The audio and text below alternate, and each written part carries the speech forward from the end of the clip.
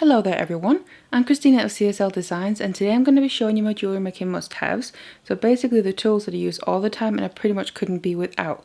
So what I'm also going to be doing is putting links down in the description box below there to all the materials and tools that I'm showing you, just in case you'd be interested in any of it. So let's get started. So my first set of favourite tools that I use pretty much on a daily basis are all my pliers here. I do have other pliers, but these are the ones I use by far the most, like I said, pretty much daily. So I have some different ones. I have a Soron brand in a few different kinds, and then I have some other more specific ones here. So just starting out with the Soron ones, because these ones are my absolute favourite pliers that I've tried so far. Obviously I started out when I started making jewellery kind of getting like a set of some cheap ones, which I still have and I still use, but then I upgraded, you could say, to these. And I really do like using these, on, like I said, on a daily basis. So what I have is, first of all here, there's some flat nose pliers.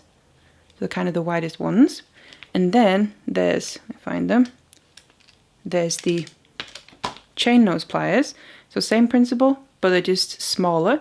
They're much finer. That's also why I was attracted by this brand before buying it. I was looking into getting new pliers and upgrading my pliers. I kind of wanted to get this brand because, first of all, I'd heard good things about them quality-wise, but also because they tend to make quite fine pliers. So both this chain nose is quite fine, finer than most of the chain noses that I've tried previously. And then also this one here, the round nose pliers, they are really fine, the finest ones that I've seen. So you can really kind of get them into spaces where you couldn't get more regular round nose pliers in. So that's round nose ones. And then also the flush cutters. Now these ones are for kind of finer wire. I kind of tend to use these to up to about a 0.8 mil in the wire gauge, and they just do a really nice cut and they're easy to use. So these are my favorite Soron pliers that I use, like I said, pretty much all the time. And then the other three more specific pliers that I use all the time as well that I showed you before are these ones here. Now the first ones are also some flush cutters. These are bead along ones. Now the reason that I have the others and these here is because, like I said, the other ones from Soron, they're more for finer gauge wire, where these ones here can go up to heavy gauge. So it says about 2mm you can cut up to, so I use them for my heavier gauges, but it still gives that flush cut, so that's why I like having both of them. And then these ones here are my nail and jaw pliers. I also like to use them a lot, mostly really for straightening out wire. So if I don't use my hands or fingers, or if it's a little bit tougher, it's been kinked or bent a little bit, then I like to use these for that. And then the final ones here, these are my bail making pliers, and they have 6 steps. I do have another pair as well, which I also like to use, but these are my absolute main ones that I use pretty much all the time. And I even use them a lot of the time instead of my round nose pliers, just because you can get really specific size, and if you're making multiple loops of the same size, you know it's going to be the exact same size every time, instead of having to kind of guess it on the round nose pliers. So these are my other specific pliers, along with the Soron ones that I use pretty much daily. And speaking of mandrels, I also have a few other ones that I like to use. So this is my main one, I would say, and basically what you get is multiple different shapes and sizes as well. So actually, even though they're kind of 4 separate ones, it is kind of more one mandrel, but it comes with a handle, and then you literally can just swap them out for whichever one you need, obviously just so you have something to grab onto. So what we basically have is there's a triangle one, and then there's an oval one, and then there's just the basic round one, and then the square one. So I really do like having this as well. They're really handy when you need kind of either random shapes or just shapes to help you create something. I've even used the actual handle itself as well to help shape something.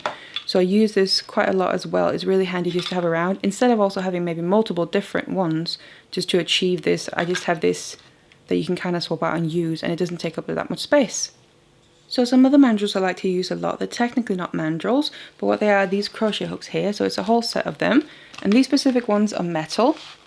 So they're also nice and strong and durable to use with wire. Now what I tend to use these for quite a lot is when I make bails. And obviously because you have all these different sizes, if you want to make a finer bail, you just take a smaller one. If you want it kind of larger or chunkier or use it for something else, you have the larger ones. And because you get this whole set kind of compact like this, it's really easy for storage as well, and it's all always separated out like this. And they also tend to be quite cheap. So I did get this quite early on in my jewelry making journey, and I've pretty much used it since. They're really handy to have. So what I use for wire work a lot as well are these spring clamps here. So I use these mainly and quite regularly for when I do wire work braiding, because what I like to do is get my lengths ready of wire, and then I use these to place the wires within and then obviously clamp them down, and then these really hold on to the wires really nicely, but the end where you're starting from is still open, so you don't have to bend any of the wires, because then once you've done your braid, you just undo this, and then you have your finished braid, and you can do what you want with the ends. So I really like that because they really do hold on to the wire nicely, because they are actually quite strong, quite hard to open, but obviously it is possible. So this is kind of the one I use the most, but I also have a small one because occasionally I do wire braids with, say, some finer gauge wire, and for instance mainly for earrings, so this one can be quite handy for that, and it's still quite strong as well.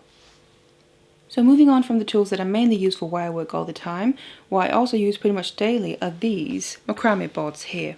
So obviously for macrame itself, because that's kind of what they're made for and they're perfect for that, but I also use them for other things as well. Sometimes just as kind of a board to work on or a background, or even other things than macrame, like say wrap bracelets, because these notches there are really handy for that, so I use them for that mainly as well.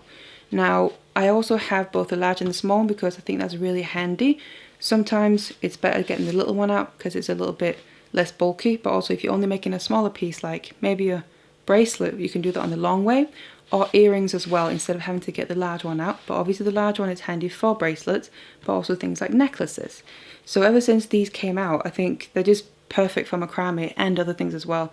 So I really think they've revolutionized that, so I definitely couldn't be without these. I use them pretty much daily. Another thing I couldn't be without either, which is also for macrame mainly, is this board here. Now this is a project macrame board, and it's more where you basically put pins into it. You can put pins into the regular macrame boards, but I just prefer not to. I like to kind of keep them as clean as I can. It's just personal preference. There's nothing wrong with doing it. But I use this. This is kind of the side that I like to work on. The other side, you have some measurements and kind of handy things, but I do prefer to work on this side. And I use that along with T-pins. I just keep them in this little thing.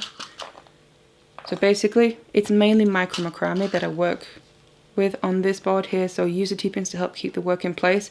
It's so handy as well, and I definitely could not be without this. And also again, like the other boards, for other things other than just macrame, it's just kind of what the main use is. So micro macrame for this one I tend to, and then regular macrame I tend to for the other ones. And then speaking of boards and discs, something else I couldn't be without are my kumihimo discs here. So I have both the square one and the round one, and I always have multiples of each because I like to either have more projects on the go at once, or what you also find is over time the notches there, they do widen a bit. So if you need to use a finer cord, you might need to use a newer disc where it hasn't widened so much. So that's why I have multiples on the go, but the ones that they have widened, you can still use them for either thicker cord or even then they'd be great for wire. So these are the ones I use as well, and you can't really do kumihimo without them, so obviously hence why they're kind of stable, and I use them pretty much obviously all the time that I do kumihimo. Now you can make your own discs if you want to, but I personally don't really see the point because they are pretty cheap. So the final thing that I found since I got it that I can't really be without either is this bead board here. So what I use this for mainly really is when I do beaded kumihimo especially, because what I like to do is I then lay all my beads out that I know I'm going to be using for the braid, and then I start making the braid while having the beads on this so they don't roll around, and it just confines it all together within this space. So I really do like using it for that, but obviously also regular beading as well. I would love some more of these in time, but for now I just have this one that I really like to work on, so that's definitely also a staple of mine. So those were then all my jewelry making must-haves, so basically the tools that I couldn't really live without, that I use more or less on a daily basis. So I really hope you enjoyed that, and maybe you found it useful as well. You discovered some new things. So like I said, there's going to be links down below if anything that you might be interested in. Otherwise, thank you so much for watching this one, and I'll see you in the next one.